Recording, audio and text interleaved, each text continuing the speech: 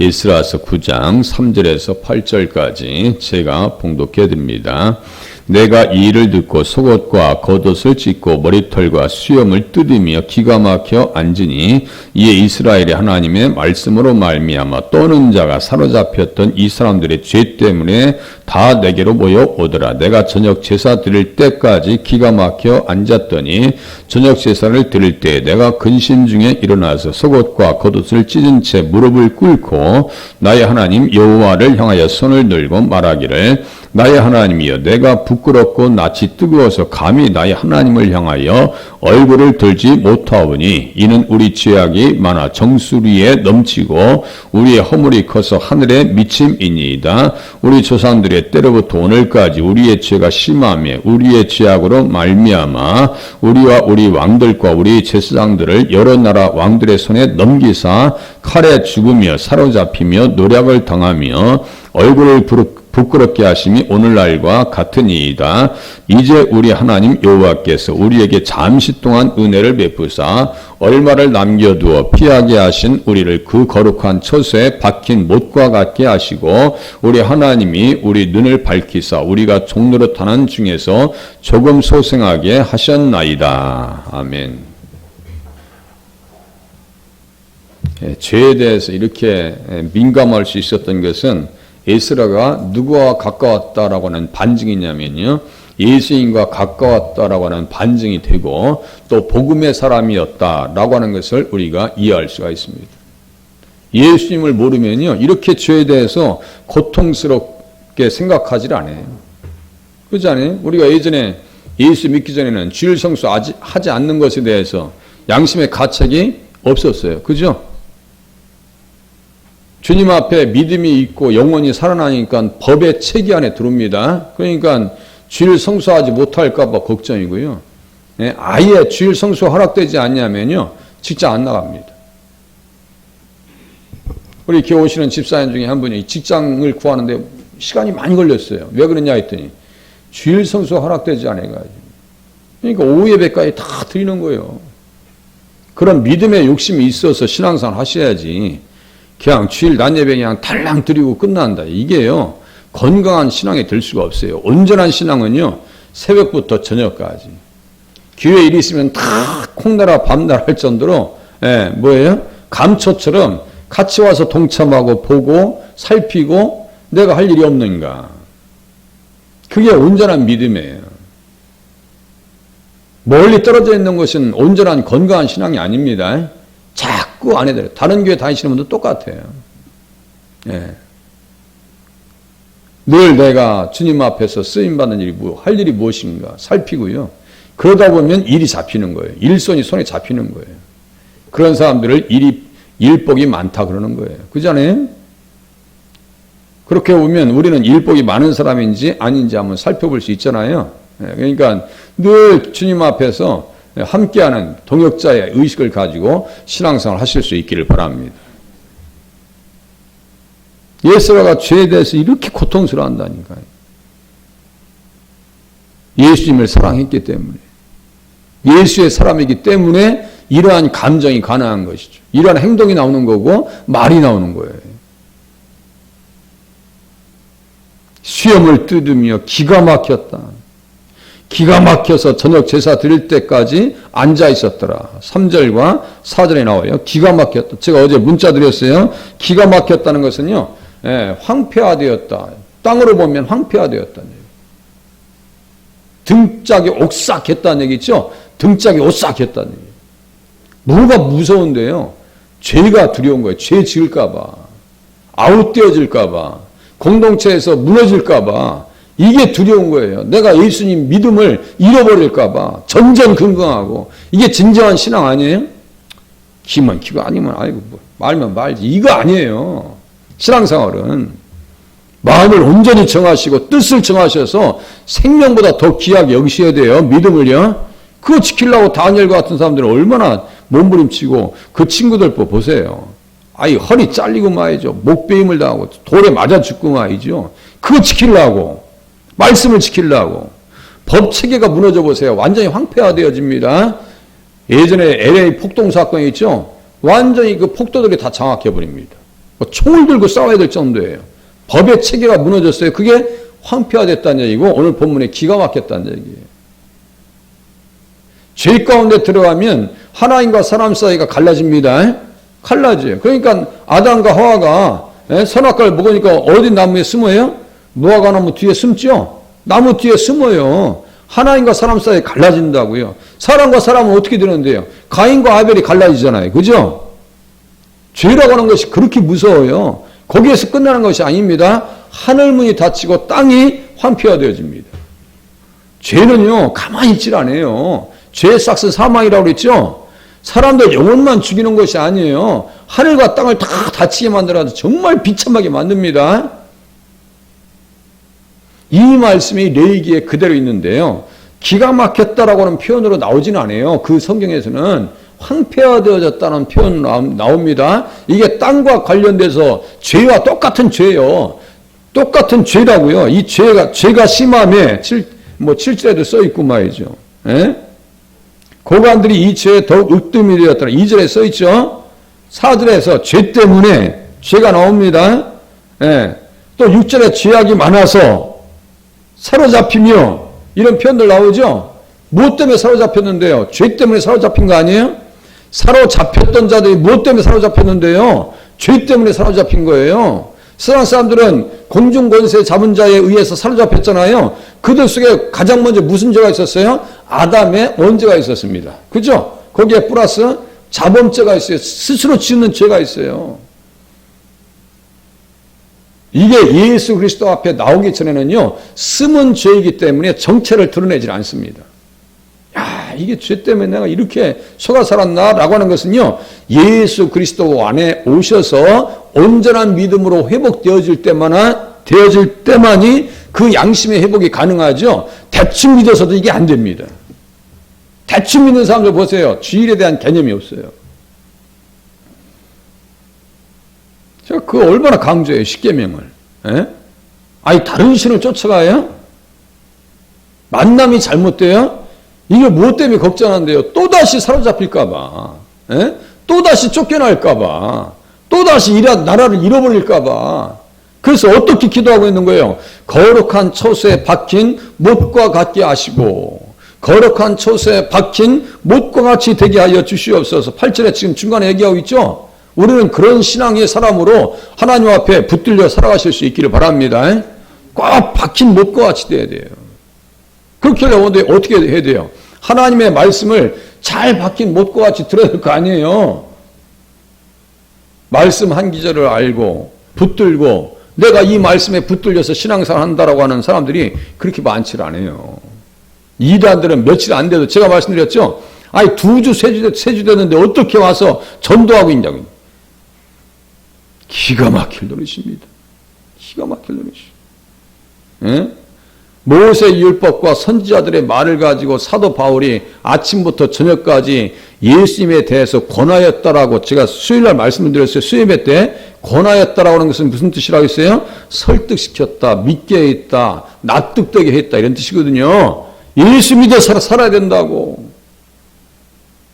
그런데 어떻게 이단에 제가 거기 떠날 때 얼마나 내가 막 성경책 기가 막혀 써놨어요. 그 메시지 보낸 거를 성경책 제가 원어 연구할 때 그분 메시지를 마저 핸드폰에서 써놓은 메시지를 내가 써놨어요.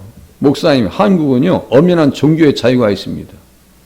왜 목사님이 나에게 그런 압박을 가합니까? 뭐 저한테 협박해요. 나중에 보니까 내가 누구 때문에 누구를 살리려고 그렇게 언성을 높이고 그 사람들 나랑 만나자고 그래. 그 교육자였으면 나랑 만나자라고 그래. 만날 일이 있겠어요? 만나려고 하겠어요?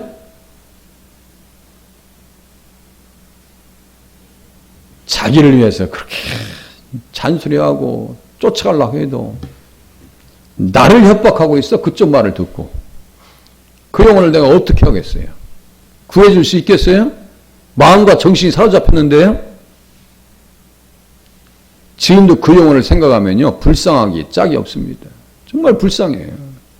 지금 에스라가 기가 막혀서 있고 근심 중에 있고 속옷과 겉옷을 찢어버리고 주님 앞에 손을 들고 5절 보세요. 6절 말하기를 나의 하나님이여 내가 부끄럽고 낯이 뜨거워서 감히 나의 하나님을 향하여 얼굴을 들지 못합니다. 이런 자세가 가능하겠어요? 살아있는 양심이니까 이게 가능한 거예요. 영혼이 거듭났어요. 주님 앞에 붙들렸어요. 이는 우리 죄악이 많아서 정수리에 넘치고 우리의 허물이 커서 하늘에 미칩니다. 우리 조상들의 때로부터 오늘까지 우리 조상의 죄가 우리의 죄가 심하며 우리의 죄악으로 말미암아 우리와 우리 왕들과 우리 제사장들을 여러 왕들의 손에 넘기사 칼에 죽으며 사로잡히며 노략을 당하며 얼굴을 부끄럽게 하심이 오늘날과 같으니이다. 부끄럽게 하는 정도가 아니라요. 사람 망신을 줘도요. 그냥 망신이 아닙니다. 예. 뭐 믿는다며 하면서 얼마나 욕을 했겠어요. 예? 자, 기가 막혔다라고 하는 표현을 여기 죄라고 하는 단어가 함께 지금 이렇게 나와 있잖아요. 죄와 함께 관계되어져서 하늘문이 닫히고 땅이 닫혀서 땅이 황폐화되어지는 것을 한번 볼게요. 레위기 26장 봐보세요. 말씀대로 살면 복받지만 말씀대로 살지 않으면 어떠한 기가 막힌 현상을 볼 수 있는지 보세요. 예. 레위기 26장, 신명기 28장과 똑같은 내용이에요. 레위기 26장이. 거기에 기가 막혔다라고 하는 표현이 어떤 단어로 등장하는지 보세요.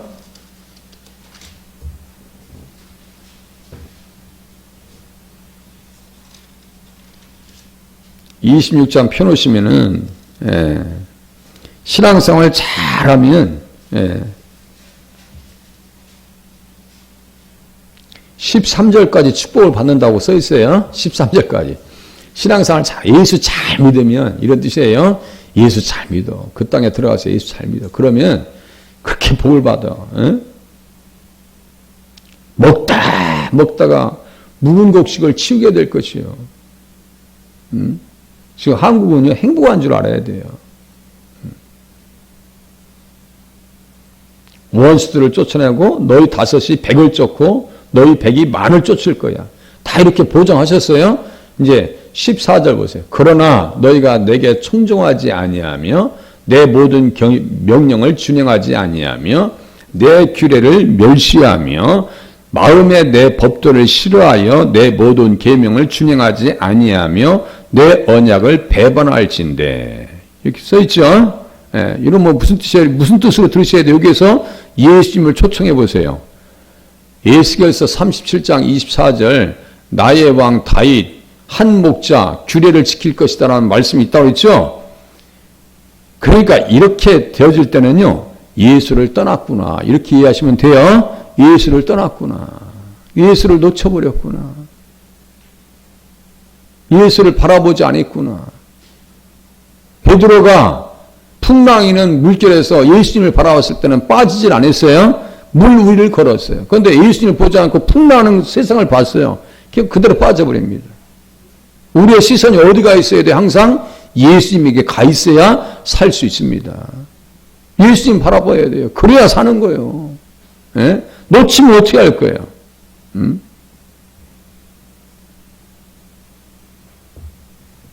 안 좋은 얘기만 다 나옵니다. 안 좋은 얘기만. 그 중에서 28절 이하 보세요. 28절 이하. 내가 진노로 너희에게 대항하되 너희의 죄로 말미암아. 이 죄 나옵니다. 죄 나오죠? 아까 그 죄가 여기는 죄나 다를 게 뭐가 있어요? 예수 떠나는 게 죄죠. 그죠? 예수 떠나는 게 죄란 말이에요. 죄라고 하는 것은 예수님과 함께 해석되지 않냐면요. 알 수가 없어요. 제가 말씀드렸죠? 불법은 십계명 지키지 않는 거예요. 죄는 곧 불법이다. 요한일서 3장 4절에 써 있어요. 죄를 짓는 자마다 마귀에게 속한다. 사로잡히는 거예요. 그게 마귀가 우는 사자와 같다고 했죠. 아스루와 바벨론을 에레미야 50장 17절에 사자로 비유합니다. 다 예수님과 함께 이렇게 본문이 보여요. 그 진노하셨어요. 29절 보니 이 말씀을 보고 싶지 않아요. 29절 너희가 아들의 살을 먹을 것이요 딸의 살을 먹을 것이며 이렇게 했어요, 안 했어요? 했어요. 성경에 써 있어요. 열왕기하 6장에 보면 사마리아 성을 아람 나라 군대가 둘러싸잖아요. 오늘 내 자식 먹기로 했고 내일 이 자식 먹기로 했는데 오늘 안 잡아 먹습니다 하고 지금 여호람 왕에게 그 두 여인이 얘기하죠. 그러면 깨닫고 자기가 회개해야 될 거 아니에요. 그게 다 아합의 자손들이에요. 그게 아합의 자손들. 그때 그래 엘리야의 머리를 잘라버리겠다고 그래요. 그러니까 얼마나 양심이 못돼 먹었는지 한번 생각해 보세요. 오늘 엘리사의 머리가 남아있으면 내가 신들에게 저주를 봐요. 엘리사 머리 자르겠대요. 에레미야 예가도 이것이 똑같이 나옵니다. 이게 그냥 추상적인 말씀이 아니에요. 그렇지만 하루아침에 되지는 않습니다. 죄가 굳어지면 반드시 그 죄는요 나중에 문제를 일으킵니다. 우리 몸에 세균이 들으면 잠복기가 있어요. 나중에 반드시 문제를 일으킵니다. 잠복기가 있어요. 감기 조심하세요. 요새 감기가 무섭대요. 손 잘 닦으시고. 자, 30절 보세요. 내가 너희 산당들을 헐며 너희 분향단을 부수고 쭉 얘기 나옵니다. 31절 보세요. 어떻게 되는 보세요. 내가 너희의 성읍을 황폐하게 하고 너희 성소들을 황량하게 할 것이다. 황폐하게 한다. 황량하게 한다. 여기 기가 막힌 겁니다. 무슨 말씀인지 아시겠어요? 그 단어가요. 사맴이라고 하는 단어를 씁니다. 사맴. 제가 무슨 말씀드려요? 저는 언어를요 지금 20년 넘게 지금 연구하고 있는 사람이에요. 그러면 그 말씀과 이 말씀과 이렇게 연결이 된다니까요. 자, 기가 막힌다고 하나님과의 관계에서 정말 등싸게 올싸갈 정도로 그 뭘 느끼는 거예요? 지금 에스라는 야 이렇게 살다가 난 살겠냐 죽겠냐 무슨 판단이 내려진 거예요? 죽겠다. 무슨 말씀인지 아시겠어요? 죄의 싹은 사망이란 말이에요. 예수를 떠나는데 어떻게 살아요? 예수님 모시고 가나안 땅에서 잘 살면 젖과 꿀이 흐르는 땅이 어떻게 된다는 거예요? 지금 31절에 나오죠? 다시요. 내가 너희의 성읍을 황폐하게 하고 너희의 성소들을 황량하게 할 것이요 너희 향기로운 냄새를 내가 흠양하지 아니하고 그 땅을 황무하게 하리니. 똑같은 거예요 지금. 기가 막힌 노릇이 지금 현상적으로 나타나겠어요? 안 나타나겠어요? 나타났어요. 못 먹잖아요. 기근 때문에. 그러니까 예수 잘 믿는 것이 축복입니다. 우리나라 보릿고개 넘어간 것이 새벽정이 울렸네와 같은 시기입니다. 이거 잘 이해하셔야 돼요. 그래서 노벨 경제학상을 받은 사람 중에 한 사람이 제가 갑자기 그 사람 이름이 생각이 안 나네. 그분이 그래. 기독교의 부흥이 있는 곳에 반드시 경제적 부흥이 있었다라고 하는 이야기를 합니다. 이 맞물려 있어요. 제가 말씀드렸죠. 정주영 씨나 이병철 씨나 우리 김우정 쌤이나 신격호 롯데 회장이라든가 박정희 대통령이나 이승만 대통령 이런 정말 한국 경제를 일으켰던 그런 사람들 박태준 씨나 이런 사람들이 잘나서 그런 것이 아니고 누가요? 하나님께서 이 땅을 축복하신 줄로 우리가 믿으면 맞습니다. 88 올림픽 때 전두환 대통령 때 가장 잘 살았어요. 전두환 대통령이 정치적으로 잘해서요? 인정받아야 안 받아요? 인정 못 받아요. 그죠? 그런데도 그 시대가 가장 잘 살았어요. 제가 기억합니다. 하루 일 나가면 일주일 먹고 살았어요. 하루 일 나가면요 기름으로 제가 계산할게요. 석유 한 통 제가 아르바이트 가서 하루에 5만 원 벌었어요. 그때. 그러면 기름 한 통이 얼마냐면요 5천 원이었어요. 지금 기름 한 통이 얼마예요? 3만 원 됩니다. 하루 나가서 기름 한 통 갖다 하면 넣으면 끝이요. 지금 금리 올라가고 그 당시 3저 시대입니다. 저금리, 저유가, 뭐예요? 하나 잊어버렸네. 3저 시대입니다.